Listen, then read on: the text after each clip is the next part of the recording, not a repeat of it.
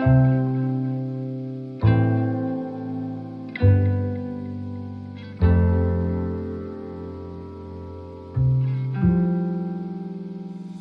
tulemast, kell on täpselt 3, mulle meeldib olla täpselt kohal, tegelikult natuke varem alati. ja aitäh kõigile, kes tulid meiega pisut varem siia kohale ja kuulasid rahustavat üheminutilist videot ka. mina olen Reisi, olen Real Coachi asutaja ja minuga on siin kogu minu meeskond, et nii tore, et meid on nii palju. ja tänane veebiseminar on tõesti selline väga hea algus aastale, sest et tihti need uusaasta lubadused, mida me endale ikkagi 31. detsembril anname, et eks te saate täna jagada, aga minu kogemus on see, et tihti need ikkagi me lähevad meelest ja neid me ei heida. ja täna siis jagab enda teadmist Elomets, kes on Real Coachis juba toimetanud peaaegu sama kaua, kui Real Coach ise on vana, nii et üks meie tugisammastest ja vundamendist siin Real Coachis. ja Elo on gestaltpsühhoterapeut, ta teeb erinevate tiimide ja erinevate inimestega ja eks ta saab ennast pisut rohkem tutvustada. aga tahtsin seda öelda, et ma olen väga palju ise Elo koolitustel ja töötubadel kaasas olnud ja neid koos temaga läbi viinud ja mis kuidagi mind alati ennast on kõnetanud, on see, et see rahulik, hinnangute vaba nägemine inimestest ja tiimidest, et see on tõesti midagi väga erilist. nii et mul on hästi hea meel, et ta täna siin meiega jagab seda. aga Elo, sa võid palun jagada seda esimest slaidi, et siis ma kohe annan sõna sulle. üks selline suur üllatus. me nimelt väga tahaksime anda tänasel webinaril ära ühe VIP-pääsme meie meeskonnatöö konverentsile Mõju, mis toimub 9. aprill. nii et kui me küsime mingeid küsimusi või palume kaasa rääkida, et siis ole chatis hästi aktiivne, ma pean seal silma peal. ja siis selle webinari lõpus nende aktiivsete inimeste vahel ma siis jagan välja ühe VIP-pääsme sinna konverentsile. aga minu poolt on kõik, täiega ägedat webinari, ole kohal, võta sellest maksimumi ja nautige. Mina olen Elo Mets ja mina olen siis gestaltpsühhoterapeut, nagu Reisi juba ka väikse sissejuhatuse tegi. Ja tõesti olen siis ka Real Coach lisaks sellele ja juba, ma ei tea, 4. aastat äkki. just. Ja tõesti, et olen siis veel osaliselt ka psühholoogina töötan ja olen ka varasemalt siis erinevaid webinare teinud, erinevaid selliseid psühholoogilisi teemasid käsitlenud ja ka siis töötubasid ja loomulikult on igasuguseid erakliente, kes käivad, abi otsivad, kes soovib tegeleda enesearenguga, aga kellel on võib-olla, ma ei tea, keerulisemad teemad nagu depressioon või siis muud erinevad mured, mis meid siis elus kimbutavad. ja mõnikord on hea ju tuge otsida. Ühesõnaga, et millest me siis täna räägime, et võib-olla see webinar siis aitab sul natuke mõista, et miks on võib-olla natukene keeruline endale antavaid lubadusi täide viia, et miks see jääb unarusse teinekord ja kust tulevad siis need enesesüüdistused ja miks me end saboteerime niimoodi, et miks me siis lubame endale ja me ei tee. Et see on täiesti tavapärane nähe, et see ei tähenda, et sa oled kuidagi katki või vale. Ja siis mõned sellised praktilised tööriistad või harjutused ka, mis võivad siis abiks olla. Nii, ja siis võite siis ka chati nüüd jagada, et kes on andnud selliseid nii-öelda lubadusi endale, et homme pean käituma teistmoodi või tervislikumaks või trenni tegema või siis ka uusaasta lubadused on hästi populaarsed. Et kui soovid, siis võid ka jagada lausa, et milliseid lubadusi sa oled endale andnud. Et mõned näited ka võib-olla tuleb tuttav ette, annab inspiratsiooni või värskendab mälu enda jaoks ka. Et sellised erinevad uusaasta lubadusi, et trenn on ilmselt kõige selline tuntum, varem ärkamine, siis kindlasti tervislik toitumine, rohkem aega enda ja pere jaoks. Ja kas sa tead, mis vormis? ma ei tea, kas inimesed on jaganud chati. ma mõtlen. ja siin on väga elav vestlus, et kas sa tahad, ma loen mõned ette jaa. mm. Näiteks Margus jagab, et tema on andnud lubadusi nii uusaastal kui sünnipäeval, siis Epp jagab, et ma ei nimeta neid lubadusteks, pigem mõtlen läbi, mida saavutada tahan ja kuidas seda teha. väga äge. Triin on andnud lubadusi, aga varem enne uut aastat ja tavaliselt on need ikka trenn ja siis tervislik toitumine. Kaiu jagab, et mina andsin sel aastal endale lubaduse, et vähemalt üks päev nädalas puhkamiseks võtta. Ja Annika jagas, et tema igal esmaspäeval lubab ennast muuta. et siin on no erinevaid ja. vot, nii et täiesti, et siia on tulnud ikkagi inimesed, kes on täitsa teemaga kursis või kes on selline komme siis või harjumus olemas. ja tõesti, et võid küsida või siis, et mis vormis sa endale seda oled siis öelnud, et kas see on selline nagu tingiv kõneviis, et ma teeks või peaks või võiks, või siis see ikkagi hästi konkreetne, et ma nüüd valin ja ma teen, et noh, esmaspäeval kell 3 ma nüüd lähen oma esimesse trenni ja siis see ka nii juhtub. mina Et isiklikult kogu aeg märkan, kui et ma hakkan rääkima enda peas, siis mul on alati, et ma peaks tegema seda või kas me võiksime või et kogu aeg on see seal nagu lõpus, et ma ise küll märkan endal kogu aeg seda. Marika ütles, et temal on käskiv kõneviis.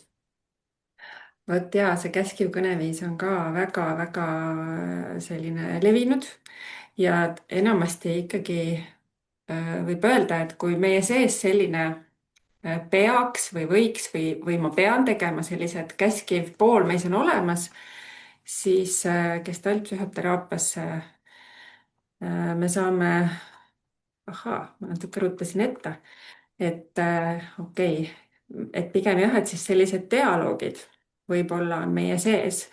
et mõned näited siis, et näiteks mingi osa minu sees ütleb, et vot sa oleks pidanud juba ammu saama selle ülesandega ühele poole, et küll sa oled laisk ja saamatu, et pole veel saanud.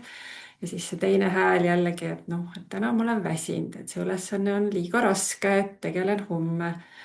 ja siis, mis tulemuseks on jah, tõesti, et ma lükkan selle ülesande edasi, aga samas ma ikkagi süüdistan ennast, teen etteheited endale. Siis ka jah, täpselt see trenniga, et otsustan, et nüüd ma iga päev hakkan trenni tegema, hakkan tubliks.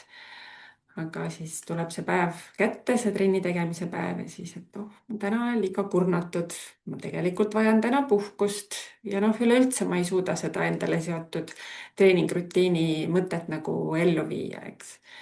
ja siis samas piinab meid see süütunne althüppamise pärast ja ikkagi teiselt poolt see enda survestamine, et noh, et ma pean. ja suhetes võib siis aga niimoodi esineda, et ühest küljest nagu ma tunnen ennast üksikuna, üksildasena ja tunne, et keegi ei hooli minust, et keegi ei helista mulle sellel hetkel. ja samas siis see teine hääl ütleb, et noh, et sa ei peakski üldse teisi inimesi nii palju vajama, et sa pead ise hakkama saama ja et ära otsi ise kontakti esimesena. ja mis see meiega siis teeb, on see üksilduse tunne, mis tekib, tunne, et tõesti keegi ei tahagi minuga koos olla, segadus ja see hirm nagu ühendust võtta, sest siis ma ju näitan, et ma ju vajan kedagi, eks.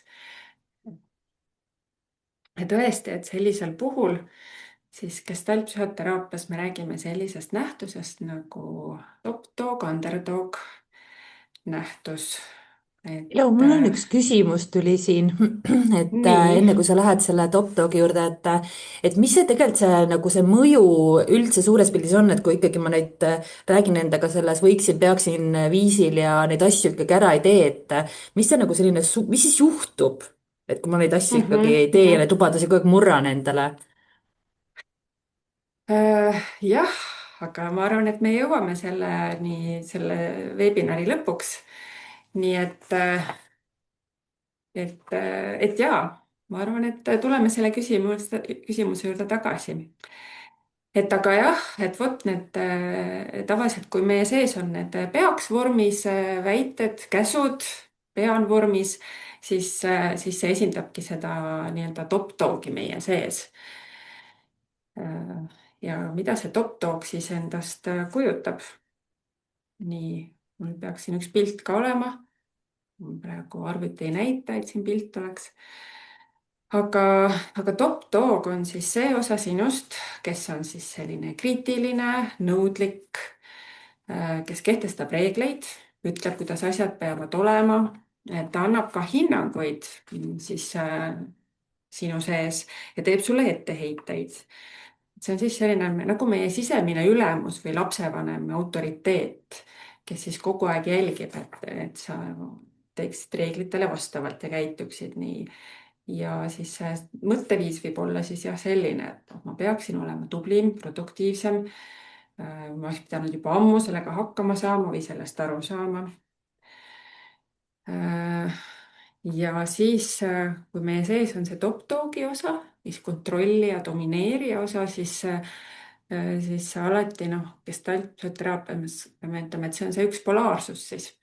ja üks polaarsus ehk siis polaarsused alati esinevad inimeses koos, ehk siis kui on olemas see kontrollija, siis on olemas ka see kontrollitav ehk domineeritav ehk siis see underdog. ja see underdog on siis nagu laps sinu sees, kes tahaks elada vabalt, ilma piiranguta ja kes siis võtab ette igasugused manipulatsioonid, et võidelda nende kohustuste ja käskude, keeldude ja reeglite vastu. et ta tahab nagu vältida seda vastutust. ja siis ta noh, osutab seda vastupanu niimoodi passiivselt, et kas siis vingudes või vaieldes või vabandusi otsides. et noh, näiteks ma teen seda hiljem. hästi levinud on võib-olla see, et ma ei saa mitte midagi sinna parata, et ma ei suuda seda ette võtta, et noh, ma olengi selline. või siis, et jah, ma tahan tegutseda, aga ma ei tea, praegu pole õige hetk, et praegu ma olen liiga väsinud. eks. ja näiliselt siis underdog meie sees võib olla ka nagu ohver. ja ta võib olla ka selline sarkastiline ja irooniline. ja mis siis juhtub, kui meie sees need mõlemad osapooled on, et need mõlemad hääled on noh, kaks polaarsust, on vastandid, siis need võitlevad omavahel, nad tahavad ju vastandlikke asju. ja see põrkumine siis tekitabki sellise konflikti enda sees. ja enamasti siis sellises võitluses, noh, mis võitlus endast kujutab? see on energia, nii see top-dog panustab sinna energiat, kui meie sisemine siis see underdog, kontrollitav panustab sinna energiat ja see on niisugune nendevaheline vaidlus, võitlus, et ja siis tavaliselt jääb peale, noh, ühest küljest see võtab palju energiat ja teisest küljest juhtub see, et hästi sageli jääb peale ikkagi see kontrollitav, see underdog osa meist. ja samas teisest küljest jäävad sinuga kaasa ikkagi need mõtted, piinavad mõtted, et no näed, et ma ei saanudki hakkama. et näed, ma lubasin talle helistada, aga ma ikka pole veel teinud seda. lubasin suitsetamise maha jätta, aga noh, et ikka veel pole teinud, et ma olen vilets, et ma ei saa hakkama. nii et see võitlus et tegelikult ei aita meid kuskile nagu toredasse kohta, eks. et siis veel kord jah, et see sisemine nõiaring, et sa tunned ennast siis sellises kohas nagu lõksus olevat. et sinu selline otsustus- ja tegutsemisvõime on pärsitud. et ühest küljest nagu tahaks ja teine osa sinust siis võitleb vastu sellele. ja ikkagi jah, et see tekitab ärevust, süütunnet pidevalt siis. mis sina arvad, kummaga, noh, kui sa märkad enda sees sellist dialoogi, siis kummaga sa rohkem samastud?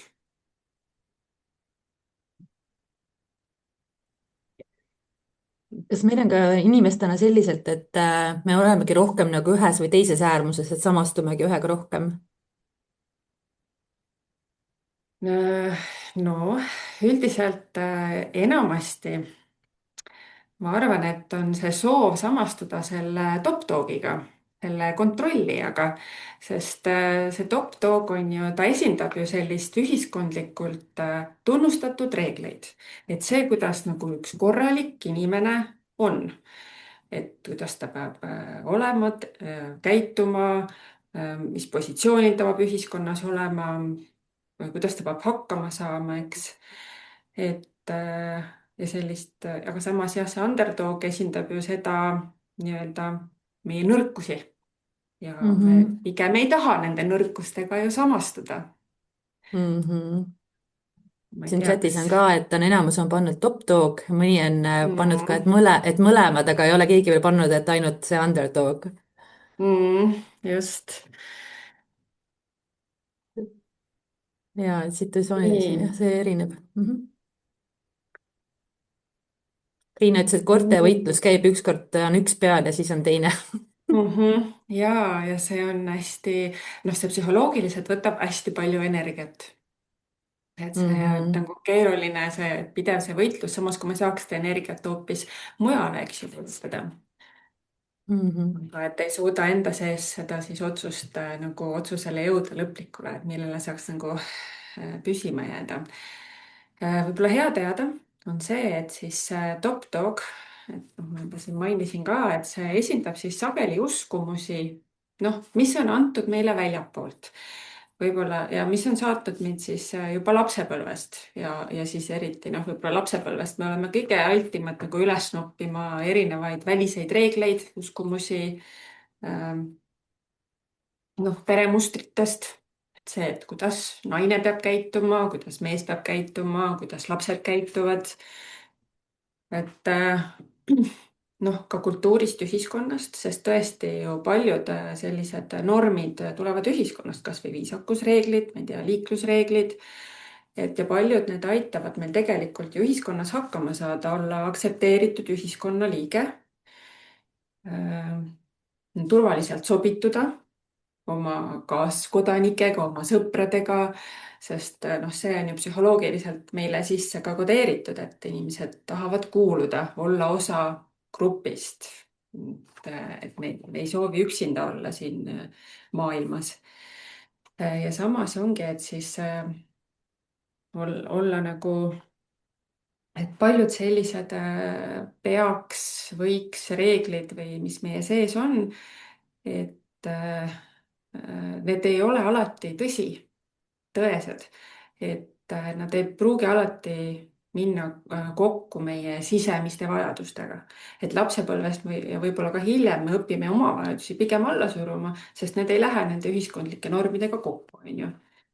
ja see juba ka on selline pinnas selleks top-dog, underdog konflikti tekkimiseks. huvitav on ka see, et noh, meil levinud vanasõnad näiteks aitavad ka kaasa sellistele uskumustele. noh, näiteks, et mehed ei nuta. noh, ma ei tea, kui paljud mehed sellega samastuvad, aga noh, mina oma terapeudi toolis näen, et tegelikult mehed ja naised emotsionaalselt ei ole üldse väga erinevad või noh, kui üldse, et meil kõigil on tunded ja emotsioonid ja nutmine on üks viis, kuidas oma emotsioonidega noh, olla ja neid ka endast välja saada, et kurbust eriti. vanasõnad veel näiteks, ma ei tea, enne töö, siis lõbu. suure naeru järel tuleb ikka nutt ja raha ei kasva puu otsas, et noh, neid on selliseid erinevaid tõesti. et mis siis me kuidagi oleme võtnud omaks, need väljastpoolt tulnud nõudmised ja nii-öelda neelanud nad alla, ilma et me siis tegelikult endaga oleme nad kohandanud, et kas nad tegelikult ka vastavad minu vajadustele ja soovidele, eks. Mm, et see on jah, pigem siis vastamine nende teiste nõudmistele. Ja ja võib-olla siis tasub ka võib-olla üks sihuke pisike harjutus või tööriist kohe endale siinkohas ka, et kuidas nende peaks vormis uskumuste reeglitega nagu võib-olla neile vaadata, kui sa märkad seda ennast.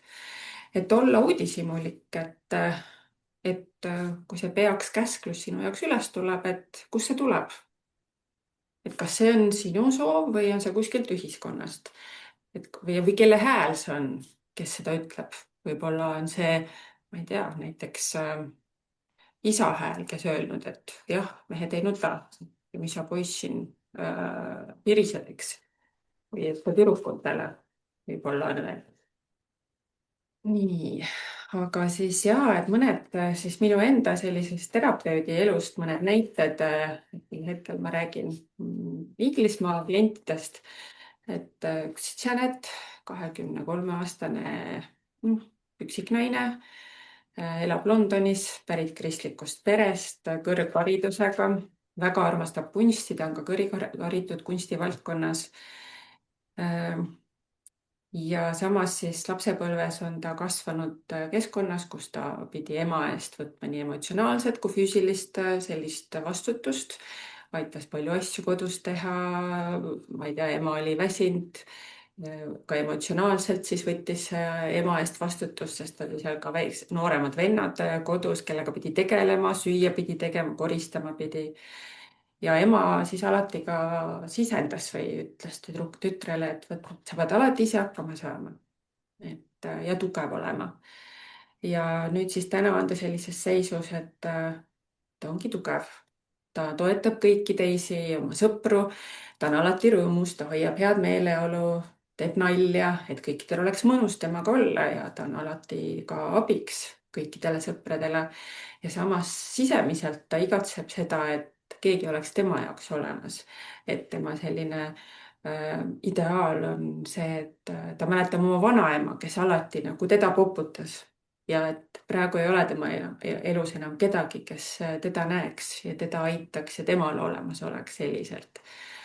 Aga kõik ta sõbrad näevad teda tugeva inimesena ja neile tundub, et Janetil ei olegi vaja kunagi seda tuge. Et siis ja teine selline näide, üks siis Mason, kes on Uus-Meremaalt pärit. Tal on KTH, aga tal on endast hästi selline tugev visioon kui sellisest tugevast, targast, mehelikust, kes saab alati kõigega hakkama, saavutab oma eesmärgid, elab Londonis praegu, et kus ta siis on leidnud töö, mis tema õpitud erialaga läheb kokku. Et tal on väga spetsiifiline valdkond, et 3D visuaalsete efektide kunstnik. Tal on pikaajaline partner, kaaslane kõrval. Ja tal on jah endale väga kõrged nõudmised, et ta peab alati olema kõiges parim või vähemalt poodiumi kolmel esimesel astmel. Ja et allapoole pole üldse aktsepteeritav. Ja siis, mis tal siis teine pool temast, et ta on olnud õppinud internetkoolis, poiste internetkoolis, et ta saadeti kodust ära, sest ta oli väga keeruline, pigem arvati, et temast saab pätt, ta läheb vangi, et ta ei saanud kunagi tunnustust lapsepõlves. Ja nüüd ta siis Londonis nagu püüab seda tunnustust iseendale, kuigi talle London üldse ei meeldi, ta ei saa seal üldse tegeleda oma harrastustega, oma lemmikharrastustega ja elada sellist elu, mida ta tegelikult tahaks. Nii et sisemiselt ta on õnnetu. Et jällegi selline laveerimine, eks. Et pidev võitlus. No vot, ja mis siis on lahendus? Et, et eesmärk ei ole siis see, et me kumbagi häält või osa endast siis kuidagi kõrvale lükkame või eirame või proovime nagu sellest lahti saada. Ei, et need mõlemad pooled on osa minust, sinust, meist ja neil on mõlemal oma funktsioon ja vajadus. Ja oluline siis on see, et mida rohkem sa siis eirad ühte või teist külge ennast, seda rohkem need gestaltpsühhoteraapia vaates ka, et kõik need osad, mis ma endas alla surun, need tahavad järjest rohkem nagu esile tulla, olla nähtud. Et selline allasurumine jah, ei aita kaasa, et pigem on see, et olla nagu leebe enda vastu ja kuulata mõlemat poolt ja aktsepteerida seda, et okei, see osa siin nõuab ja see osa siin praegu tahab puhata ja anda neile mõlemale siis kuuldud olemise tunne ja lubada siis leida see tasakaal igal hetkel siis nende vahel. Et vastavalt siis enda sisemisele tundele, eks. Et mis praegu olulisem on, et kas siis töö või puhkus. Et jah, et mitte neid siis vastandada ja mitte alla suruda, aga pigem siis anda mõlemale sõnaõigus. Ja nad ei ole ju sinu vaenlased, et vastupidi, et nad mõlemad tahavad sind kaitsta. Aga noh, paraku see juhtub siis jah, teineteisele vastandudes. Ja top-dog siis alati ei ole ekslik sinu sees.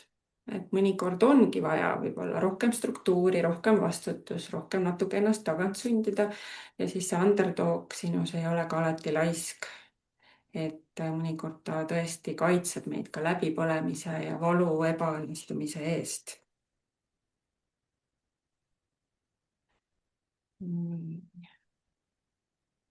Palju meil praegu aega on, ma ei näe kella. Pool tundi täpselt. Ahah, okei.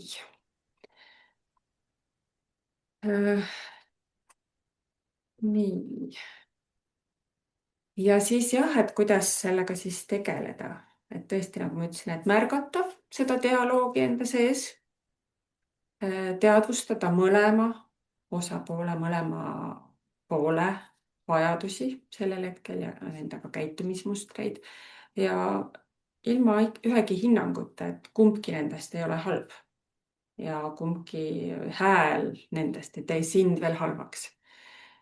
Et mida rohkem sa suudad siis aktsepteerida mõlemat häält, siis seda lihtsam on liikuda nendes polaarsusi, nihutada üksteisele lähemale või liikuda sealt polaarsustest rohkem sellisele keskteele, et lähemale isiklikele vajadustele ja aitab siis ka sellel underdogil sinus loobuda vabandustes või siis loobuda vabandustest ja astuda siis vastutuse võtmisele teele. Nii. Kas praegu on mingeid mõtteid Ja, kuskil? et pange küsimused, kui teil on küsimusi selle Top Dog Underdogi kohta või selle kohta, mis Elo on rääkinud, et pange chati ja siis me saame neid arutada. Mul endal tekkis üks küsimus, et esimene on tõesti see märkamine, aga et kuidas seda märkamist veel toetada? Et et ma Mhm. märkaks ja teadvustaks, et kas on näiteks mingi, ma ei tea, ma mäletan kunagi ma ise olen kasutanud, panin post-it'i peale, ära reageeri vasta näiteks, mingid sellised asjad, et mis on see viis, kuidas ennast Ja. aidata? Jaa, no vot, mul tegelikult oligi siinkohas üks väike harjutus, mida ma siin siis räägin teile kohe, et mis aitaks võib-olla siis enda sees jõuda jälile või rohkem endaga selgust saada, endas selgust saada. Et mitte nüüd kohe, sest see nõuab natuke aega, aga võib-olla lihtsalt pane endale kirja siis, et esimene asi, et tee nimekiri kõikidest asjadest, mida sa tunned, et sa pead tegema või kuidas sa pead olema. Ehk siis noh, ma ei tea, tõesti, et ma pean iga päev trenni teha või siis näiteks, et ma ei tohi vihastuda. Ma pean olema alati rõõmus. Kui oled selle nimekirja ära teinud, siis vaata sellele otsa ja loe iga see kirja pandud tegevus või lause endale kõvasti ette. Ja siis pane see teise vormi. Ehk siis, kui sa oled nagu öelnud, et ma pean tegema või peaks tegema või pean olema, siis pane see kõvahäälselt, ütle, et ma teen või ma ei tee seda. Et näiteks noh, kui on see lause, et ma pean iga päev trenni tegema, siis võib-olla sa sõnastad selle enda jaoks ümber, et ma ei tee iga päev trenni. Ja lihtsalt siis tunneta enda sees, et kuidas see on sinu jaoks. Et kas see tundub okei? et see tekitab ebamugavust. Võid ka öelda, et ma teen üle päeviti trenni, eks. Ja noh, näiteks, et ma ei tohi vihaseks saada, siis võib-olla see ümber sõnastatult ütled, et ma saan mõnikord vihaseks. Ma pean olema alati rõõmus, sõnastad ümber, et ma ei ole alati rõõmus. Ja see on jah, et siis see vahetus nagu sellest passiivsest kõneviisist sellisele kindlale kõneviisile ütlemisele ja see on hästi oluline just, et sa ise tunnetad enda sees, et kuidas on öelda selles kindlas kõneviisis ja passiivses kõneviisis enda jaoks asju ja võta selleks aega. Ütle see passiivses kõneviisis välja, tunneta ja siis ütle selles kindlas kõneviisis.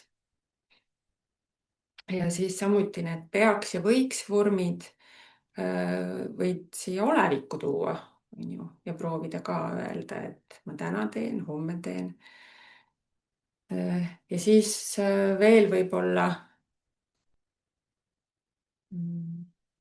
võib märgata, et kas mingid inimesed sinu elus on sellised, kellega sa räägid just nimelt selles võiks-peaks vormis, kellega on keerulisem ennast võib-olla otse ja kindlas kõneviisis väljendada. Ja jällegi, et see ei ole midagi nagu halba, kui see juhtub või mõne inimesega, võid lihtsalt märgata, et kellega see juhtub ja olla uudishimulik, et mis siin toimub sinu enda sees, et sa just selle inimesega ei suuda ennast kindlas vormis väljendada.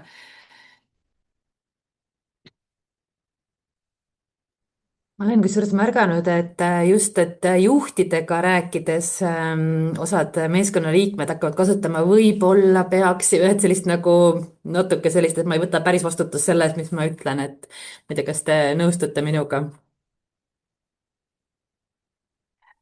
Et jah, mis see peaks, võiks vormide kasutamine meiega teeb, on see, et ma ei võta päris nagu noh, ma ei ütle ju kindlas vormis seda, ehk siis, et siis ei saa seda, kui see kellelegi ei meeldi, see mõte, siis noh, et ma saan sellest taanduda või taganeda. Ja siis jah, just, et see võib-olla ongi seal taga, et lihtsam on sellest taganeda ja mitte nagu vastutust võtta, et see väljendab sellist jah, natuke vältimist, eks. Marika Nii, siin küsib, et aga kui minu juht räägib, et keegi peaks mm, ma arvan, et see on nagu täpselt jah, sedasama dünaamika, lihtsalt teistpidi, et juht ei julge ka nagu konkreetselt väljendada, et kellele ta selle nagu annab või tal endal, ma arvan, äkki puudub ka selgus siis, et sellisel juhul, et äkki keegi nopib üles, on ju. just, et see on jah, selline passiivne nagu eneseväljendus, et kas siis tõesti juhil puudub julgus või siis ka ülevaade tõesti, et kellele ma selle ülesande annan või endal siis ülevaade, et mida on vaja teha täpselt. et, et jah, ja sellisel vormis ju, ma ei tea, keegi, kes ei taha seda isiklikult võtta ja noh, me ei võtagi seda isiklikult, sest see on nii umbmäärane, eks, et lihtne on sellest nagu mööda vaadata. Nii, ja siis siinkohal räägime veel siis noh, keelekasutusest ka, et gestaltpsühhoteraapias meil on selline kontseptsioon või nägemus nagu language of responsibility ehk vastutuse keel. Ja tõesti, et keel ei ole ainult suhtlusvahend. Et see, kuidas me räägime, see mõjutab ka seda, kuidas me mõtleme ja käitume ja noh, ka vastupidi. Et see, kuidas me mõtleme, see väljendub selles, kuidas me ennast väljendame, on ju.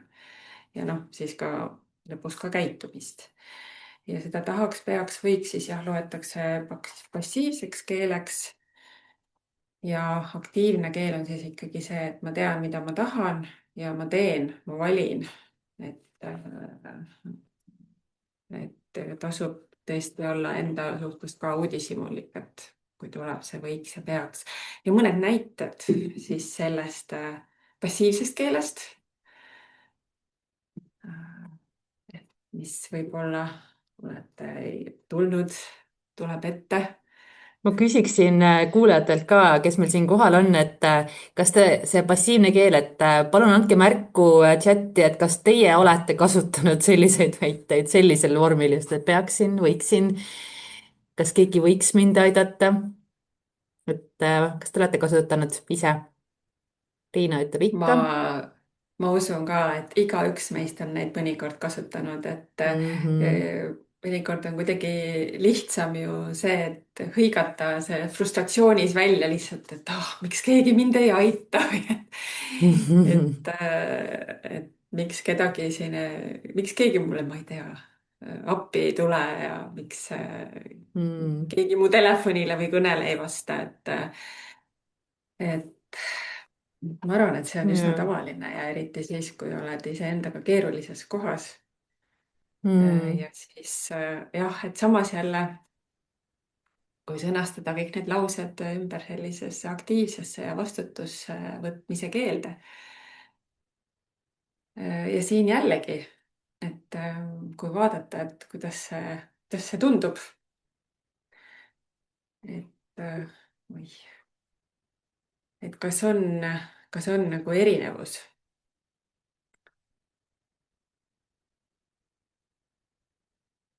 eks. Nii. Ja siis veel üks selline võib-olla põnev, põnev mõte või põnev teema, et see, et gestaltpsühhoteraapias või gestaltpsühhoteraapia ei tunnista väljendit, et ma ei saa. Et sellist asja ei ole olemas. Et, et noh, kuigi on kindlasti asju, mida me ei saa teha, aga see on seetõttu, et me ei oska, noh näiteks viiulit mängida, on ju, kui paljud meist oskavad. Et, et aga noh, selle asemel siis öelda, et ma ei saa viiulit mängida, ma ütlen, et ma ei oska viiulit mängida. See ei ole, tegemist ei ole ju saamisega või võimalusega, et kas ma saan või ei saa. Nii et pigem siis see on ka jällegi natuke selline vastutusest kõrvalehiilimise viis, et enda abituks tegemise viis, et ma ei saa seda teha. Et samas selle asemel, et öelda siis selgelt oma kaaslastele, et ma ei soovi seda teha või et ma ei saa seda teha, tasub jällegi olla uudishimulik. meil on Ja Elo siis siin üks kommentaar, mõtlesin, et äkki sa tahad seda siia rääkida juurde, et Marika jagab, et minu top-dog ütleb, et eelmine kord sa said oma eesmärgiga hakkama, mis nüüd viga on? ahah, ahah. Ja, ja see on tõesti väga, väga hea küsimus ja väga hea mõte, mille üle arutleda just. Ma mõtlen, et kas ma kõigepealt äkki jagan siia selle harjutuse, selle saamisega seoses. Ja siis tulen tagasi just sellesama küsimuse juurde. Et siis jah, veel üks selline praktiline harjutus. Et seekord siis tee nimekiri kõikidest asjadest, mida sa ei saa, mida sa igapäevaselt võib-olla kasutad. Noh, näiteks ma ei saa su last täna õhtul hoida, sest ma pean õppima. Ma ei saa sinuga laupäeval kohtuda, sest ma pean oma, ma ei tea, abikaasat aitama, sõpra aitama. Ja nii edasi, nii edasi. Ja siis proovida öelda seda lihtsalt sellises lühemas vormis, ehk siis ma ei hoia su last täna õhtul või et ma ei kohtu sinuga laupäeval. Ehk siis märgata seda, kuidas on öelda see välja ilma põhjenduseta. Sest tegelikult ju on sul õigus nagu öelda ei asjadele, mis sinuga ei sobi, mis sinu ajagraafikuga ei sobi, sinu soovide, vajadustega ei sobi ja sa ei pea seda mitte kuidagi põhjendama. Et tasub ka igapäevaelus märgata just seda, et kui palju ma põhjendan seda, kui ma kellelegi ei ütlen. ja jah, tõesti, et tee see nimekiri ja eksperimenteeri jälle nende erinevate ütlemise viisidega ja hästi hea on niimoodi kõva häälega ikkagi endale välja öelda ja siis tunnetada, kuidas on just sellises kindlas kõneviisis öelda. See ei pruugi olla üldse lihtne, sest ma kujutan ette, et siin tekib see tunne, et ahaa, et võib-olla ka süütunne, et kuidas ma ei saa sõbrale ei öelda, eks. Et ma tahan ju, et sõber mind hindaks ja et ta ei kaoks ära mu elust, et oleks minu jaoks olemas ja et ma ei taha üksinda olla. Et ja samas ju päris sõbrad ju ei kao kuskile, nad saavad aru, kui täna ei ole see päev, kus sa saad nende jaoks nagu neid aidata. nii, ja siis see küsimus jah, et et kui eelmine kord sain selle ülesandega hakkama ja kuidas ma täna siis olen nii vilets või? Et oli see sellisel kujul Mhm. umbes mm. -hmm. Marika võib ise ka võtta, tulla siia, kui sa soovid ise öelda, täpsustada. et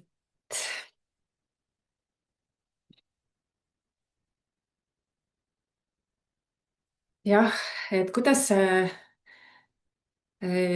noh, ütleme niimoodi, et kuidas see tundub, kas on realistlik üldse, et ma iga päev suudan olla samaväärselt tubli?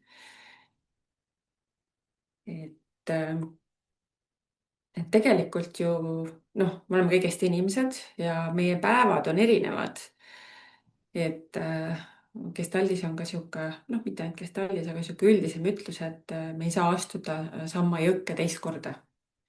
ehk siis see tähendus on siin see, et siis isegi kui see on täpselt seesama jõgi ja ma astun sinna jõkke täpselt sellest samast kohast, kus eile, siis see vesi, mis seal jões on teine, see vool on muutnud tõenäoliselt seda jõepõhja.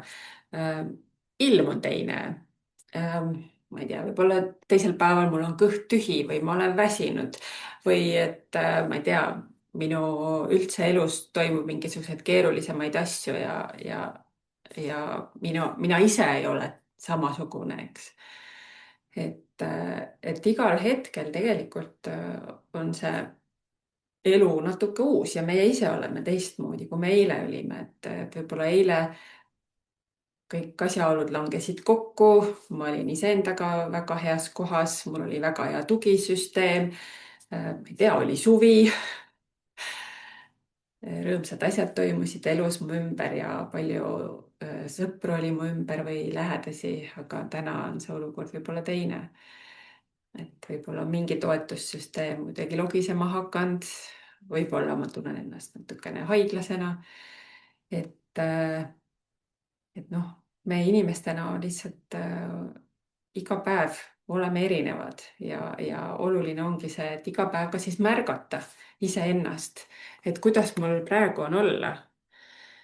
et et mida ma vajan just täna, siin ja praegu selleks, et ennast toetada. Ja siis ka vajadusel siis otsida seda toetust. Ma ei tea, kas see, noh vot ja mis siis ongi nende nii-öelda top-dog käskudega meie ümber. et, et need võivad tekitada olukorra või tunde, et see ongi ainuõige olemise viis. Et kui ma ühe korra olen nii tubli olnud, siis ma peangi kogu aeg nii tubli olema. Et nagu teisi alternatiive üldse ei olekski. Ja mis see võib siis kaasa tuua, on ka see, et me võime teistele inimestele enda ümber peegeldada sellesama olukorra või tekitada sellesama olukorra. et me muutume nõudlikuks ja me näeme, et ainult sedamoodi saab teha, nagu mina seda näen, et ükski muu variant ei sobi.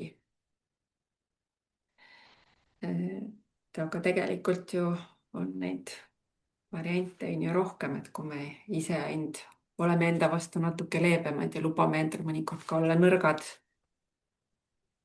siis ma elu nii samastusin praegu sellega, mis sa jagasid.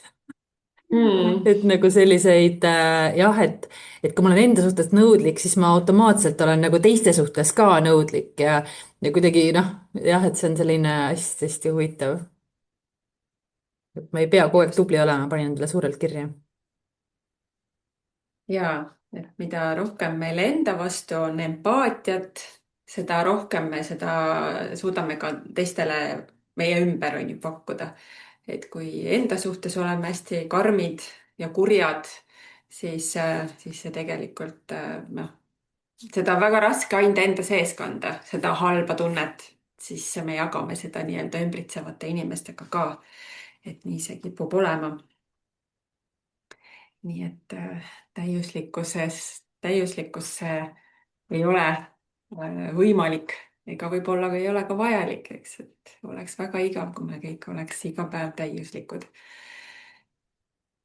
nii, ja aga see oleks mõtlen. väga tulemuslik.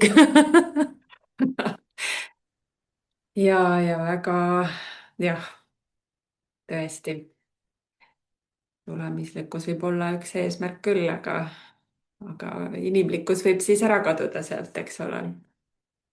väga nõus. mul on vist veel üks slaid. nii.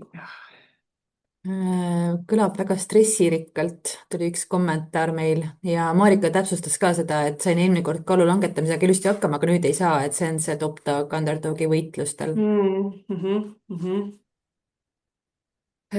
Ja see võib tekitadagi jällegi see top-dog ütleb, et noh, et kuidas sa siis seekord nii vilets oled, onju. aga et tasubki ikkagi siis päriselt endale vaadata ja siis jah, mul siin praegu hetkel ei ole kohe sellist slaidi jagada, aga märgata oma elus, et noh, võtta endale kasvõi igapäevaselt mingi väike hetk, kus sa päriselt märkad iseennast, et kuidas mul on olla, mida ma tunnen.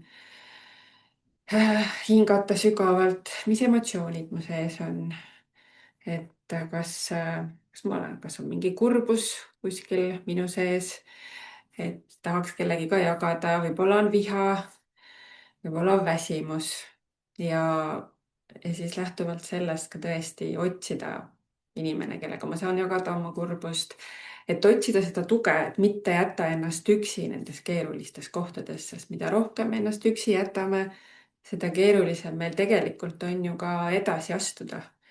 ja siis jah, et mis on oluline ka see, et noh, see kaalulangetus, et noh, ma tahan olla, on ju, kõhnem, on siin taga see soov, eks, et ma ei ole nagu aktsepteeritav ühiskonnale, nii nagu ma olen. et muutus saab gestaltpsühhoteraapia järgi, me saame muutuda, muutusi hakata ellu viima alles siis, kui me aktsepteerime ennast sellisena, nagu ma hetkel olen.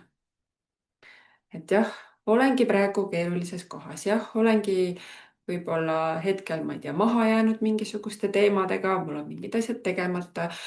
olin täna kuri ema, pahandasin oma lapsega, sest ma olin väsinud ja stressis, eks. et ja aktsepteerida, et okei, praegu on selline seis. ja siis, kui ma olen aktsepteerinud, sest noh, tegelikult jah, edasiastumiseks oma elus mul on vaja tugevat toetuspinda oma jalgade alla, on ju, füüsilises elus ka. ja see enda aktsepteerimine hetkel, praegu siin ma olen selline, okei. aga see ei tähenda, et ma nüüd homme ka olen selles kohas. aga lihtsalt, kui ma aktsepteerin, siis ma saan omale tugeva jalgealuse ja ma saan võtta pikema ja tugevama sammu, mis aitab mind edasi. et see on võib-olla see nii-öelda võtmesõna, mis ei ole lihtne, sest ongi, et need top-dog ja underdog meie sees, see kontrollija ja kontrollitav, et nad pidevalt ju tuletavad meile meelde, et kuidagi ikkagi midagi on puudu. nii, ja siis jah, see veel viimase slaidi ma toon siia ette.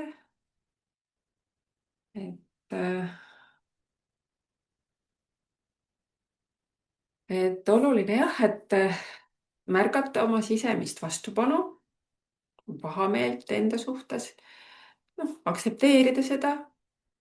okei, võingi praegu enda peale pahane olla, noh, selge. mõnikord võib olla ka see, et ma ise olen ühe korra ka olin noh, endaga keerulises kohas, kuidagi hullult tuli selline enesealetsus tuli peale. noh, tõenäoliselt mu teismeline tütar ütles mulle midagi halvasti, midagi oli veel halvasti ja siis oli niisugune tunne, et ma olen nagu kõiges ebaõnnestunud nagu täiega lihtsalt. ja siis mõtlen, et see on nii vastik tunne, et ei, ma ei taha tunda seda, et ma nüüd hakkan tööd, et ma lähen arvutisse, teen oma tööd. ja siis ise mõtlen, et Elo, et sa oled ju terapeut, et halloo, et sa tead, et need asjad ei käi nii, et ma lihtsalt lükkan kõrvale selle emotsiooni ja see mõtted. siis mõtlesin, et okei okay. Panin omale telefoni peale äratuse poole tunni pärast. Läksin voodisse, mõtlesin, et nii, nüüd ma siis täiega haletsen ennast. mul on pool tundi selleks ja nagu maksimaalselt. ja siis ma tegin seda 10 minutit nagu tõesti maksimum, läksin sellesse enesehaletsuse kohta. ja siis oli see kadunud. mul ei olnudki poolt tundi vaja. et selline jah, selline eiramine, kõrvalelükkamine pigem nagu kasvatab seda ja see on kogu aeg meiega kaasas. et gestaltpsühhoteraapias me ka ütleme, et kõik sellised lõpetamata protsessid meie sees, et nad jäävad alles.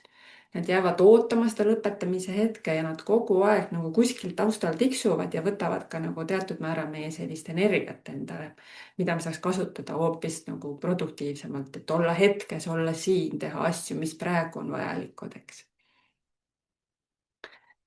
ja tõesti, et kui sa siis lubad endale seda aktsepteerimist, siis oma vajadusi selliselt, nagu nad on, siis saab elada ka autentsemalt või sa saad olla ise autentsem.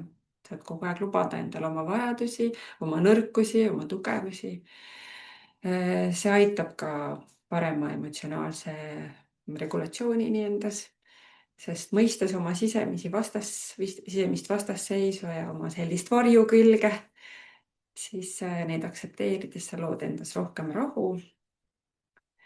ja tõesti siis muutus saab siis tekkida peale seda, eks, et kui ma selle luban enda sees vahepeal seda äikest natukene ja seda vihma, et ja lihtsalt luban seda, mitte ei lükka seda kuskile kõrvale ja teen vägisi näo, et ei, ainult lilled on minu elus ja ainult päike. et siis see ei tööta. nii tore, et tuli nii palju inimesi kohale ja siis kõigile saadame ka järelvaatamise ja kõik need harjutused ka teile. tahad sa, Elo, midagi veel lõpusõnadeks öelda? ja et tõesti suur rõõm, et nii palju inimesi on siia tulnud. ma loodan, et saite jah, et võib-olla kui kiirelt veel jagate chati, et mida endaga kaasa võtad siit tänasest. ja võta kaasa ja pane meile ka teele, et mis sa kaasa võtad. ja ilusat õhtut. ja mina väga tänan tõesti, et oli rõõm jagada teiega oma mõtteid ja teadmisi. Mm. see, ma arvan, et selline enesetundmine ja eneseteadlikkus on väga suur asi, mis elus nagu aitab paremini elada või lihtsam on elada, kui mida rohkem seda eneseteadlikkust on ja lihtsam on kõikide teiste inimestega ka hakkama saada, suhestuda. Mm. aitäh teile! aitäh!